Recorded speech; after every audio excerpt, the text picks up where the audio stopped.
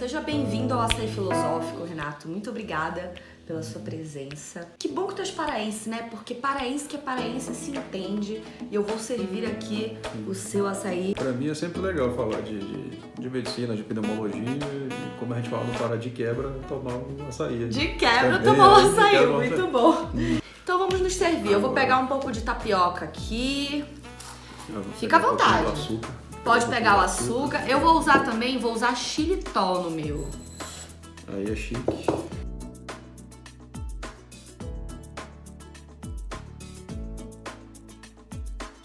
Prova aí, vê se tu gosta.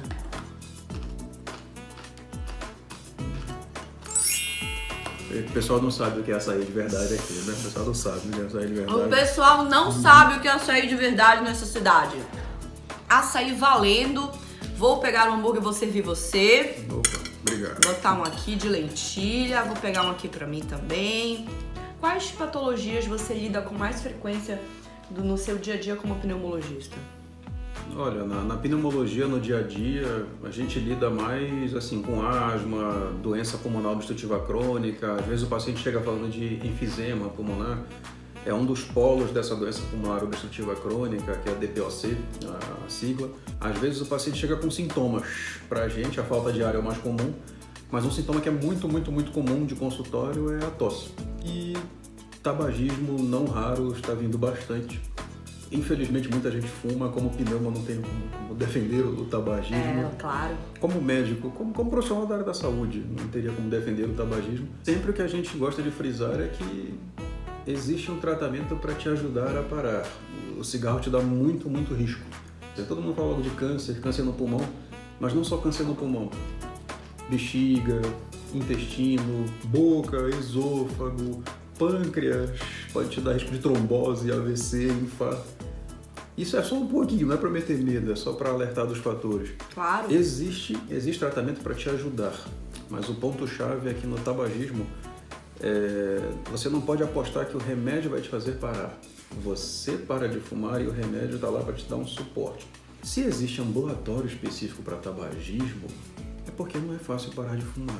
É fácil manter o vício, mas parar de fumar é mais difícil. Sim. Mas tem ajuda. Claro. Tem ajuda. Esse sintoma que você citou de falta de ar, você nota que parece que as pessoas encontraram uma certa inconsciência do aparato respiratório? Olha, no dia a dia, às vezes as pessoas realmente não conseguem perceber bem o sintoma, ou quando percebem uma falta de ar, uma dispneia, já percebem de maneira mais tardia, já está com a doença mais aflorada até. Existe, como tu bem falaste, essa questão do componente de ansiedade. A ansiedade, ela interfere em todas as doenças de todos os sistemas. Às vezes pode puxar junto o paciente para o outro polo, para um quadro depressivo, e sintomas que afetam a mente da pessoa podem afetar como essa pessoa vai lidar com o próprio dia a dia e com a própria doença. Às vezes a pessoa, literalmente, é como se ela não tivesse a fim de se medicar. Esse é um campo mais trabalhoso até, entender a mente da pessoa não é fácil, se a pessoa não consegue enxergar isso mesmo. É algo que parece simples, algumas pessoas até negligenciam, falando que não, isso daí é coisa da cabeça da pessoa. Veja, ninguém consegue entender bem a mente do outro. Mas o que a gente consegue entender é que se você não vai bem, se você não tem uma vontade até, tem gente que não tem nem vontade de sair da cama, como é que essa pessoa vai se medicar? Como é que ela vai se perceber sintomática? Então, às vezes, é aquele paciente que pode chegar mais tardio e aí você vê, nossa, como chegou a esse ponto? Às vezes a gente se pergunta. Eu tenho dado muitas aulas e eu trabalho com autoconhecimento, também a gente treina bastante meditação e noto que quando a gente pede para as pessoas trabalharem tempos mais avançados de meditação, treinarem concentração, as pessoas criam uma certa inquietude não só pelo treinamento em si, mas há um desconhecimento de como respirar bem, sabe? Eu falo dos níveis respiratórios, a pessoa não conhece, Sim. As pessoas não sabem do diafragma. Isso é comum, você acabar às vezes tendo que reeducar uma pessoa a respirar? Como que é que tem sido isso acontece então?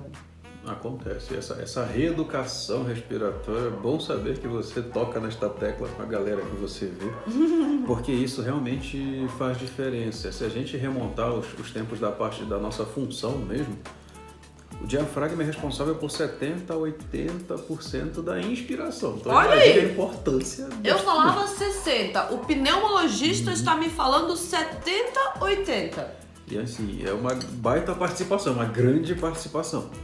Então, muita gente não sabe respirar e acaba por respirar errado e fazer mais esforço. Ela usa muita musculatura, a gente que respira levantando o ombro, já levantando o pescoço, às vezes, com um padrão respiratório realmente inadequado, e isso faz diferença. Se você usa músculo que você não deve usar tanto, músculo cansa também. O músculo entra em fadiga, então você vai começar a gastar mais energia.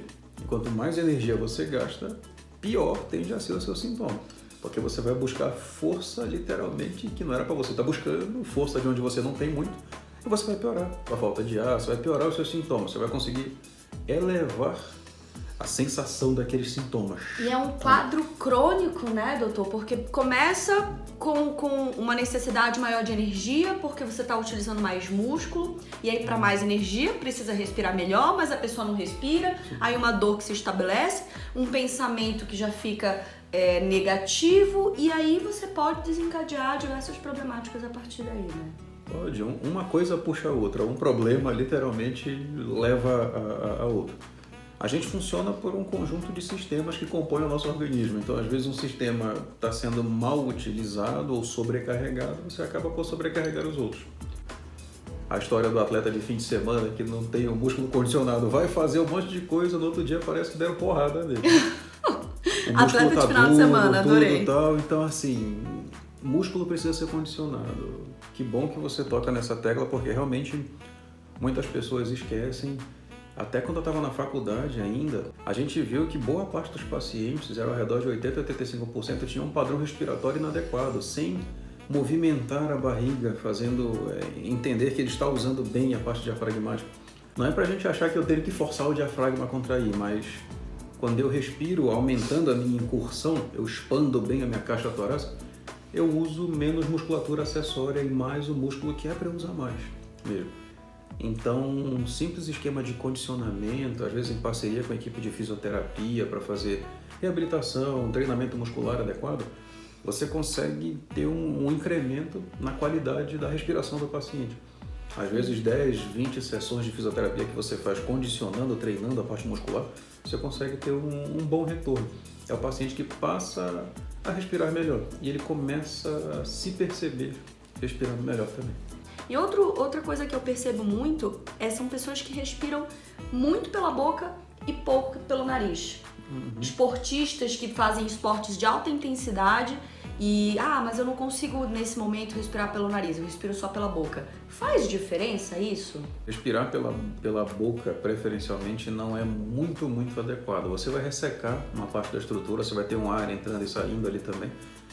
E se você tem sintoma de rinite, é bom dar uma olhadinha, consultar um médico para poder ver. Tem tratamento, tem como a gente aumentar a lavagem nasal com soro fisiológico, explicar a técnica de aplicação quando precisa de corticoide no nariz, o corticoide tópico que a gente chama, aquele de pulifá. E um ótimo fluidificante para secreções do nariz é água, é barato. Você se hidratando bem, você consegue melhorar. Por dia nós produzimos cerca de 1 litro a 1,5 litro de secreção só na cavidade nasal. Nossa! Eu posso fazer um raio-x e está tudo branco lá, isso é só porque estava produzindo. Você medicar, orientar de fatores de risco de exposição que essa pessoa acaba tendo. É pó, é mofo, é poeira, é bicho de pelúcia, é animal de estimação, dependendo de como for o nível de alergia. Então é algo que tem que se saber dosar, mas é preferível você procurar atendimento para poder ver, porque às vezes a pessoa acha que é tão complicado, nem tão complicado assim. Condicionamento sempre te melhora. É difícil? É difícil, não é fácil. Mas se você não der o primeiro passo, você não dá o segundo, não dá o terceiro, você não anda, você não sai do lugar. É verdade. Muito obrigada. obrigada, Renato. Foi um prazer te receber Poxa, aqui. prazer, tá? De reafirmar, né, a importância de levar esse conhecimento sobre consciência respiratória para as pessoas. E é para isso que eu tô aqui também, para compartilhar conteúdos de pessoas que têm autoridade para falar melhor sobre o assunto. Poxa, obrigado pelo convite, parabéns pela iniciativa. Ai, obrigada. Fico sempre feliz de ver pessoas querendo ajudar os outros, especialmente quando as pessoas são paraenses, que a gente gosta. Especialmente quando me convida para Paraense, tomar um açaí, né? Parabéns. Muito obrigada, Renato. Parabéns também. Paraense pelo são seu 2 trabalho. beijos. Paraense são 2 só beijos, pra é avisar verdade. aí. Dê tchau para as pessoas na câmera. Tá ótimo, tchau. Tchau, Muito obrigado. obrigada. E até a próxima.